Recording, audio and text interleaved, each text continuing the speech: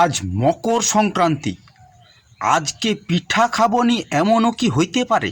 যাতে সকাল সকাল পিঠা খাইতে পারি তার জন্য গতকাল রাত্রে পিঠা তৈরির আয়োজন। চাল গুঁড়ি, নারকেল, বাদাম, দই আর যা যা লাগে সব একদম রেডি। এবার সেগুলাকে একসাথে মাখিতে যায় আর দেখা গেল ঘরে খাবা সোঁড়া নাই। পিঠা হবে দই পিঠা, আর দই পিঠায় তো খাবা সোঁড়া নাই দিলে হবে নি। সৌজন্য আর কি করব, সেই রাতেই বাড়ি পড়লি ধারে পাশের কারো ঘরে আছে নাকি একটু দেখি খাবা সোঁড়া। 3-4টে ঘর ঘুরিয়া দেখলি সকল ঘরে তার লেপের ভিতরে ঢুকিছে, কারো ঘরে জায়গা নেই। প্রায় তখন রাত 9:30 আরও হবে। এ শীতের দিনে কি আর অত রাত্রে লোক জাগিয়া রইবে? না আমি ডাকবো একটুকু খাবা সোঁড়ার জন্য অত রাতে?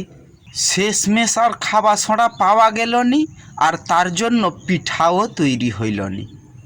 জিভের জল শুকনা করিয়া গুটি সুটি ঘুমি গেলি। আর কি করব, আজ সকাল হইতে দোকান নু যায়া খাবা সোঁড়া লিয়া আইলি, তবে যায়া পিঠা হইল।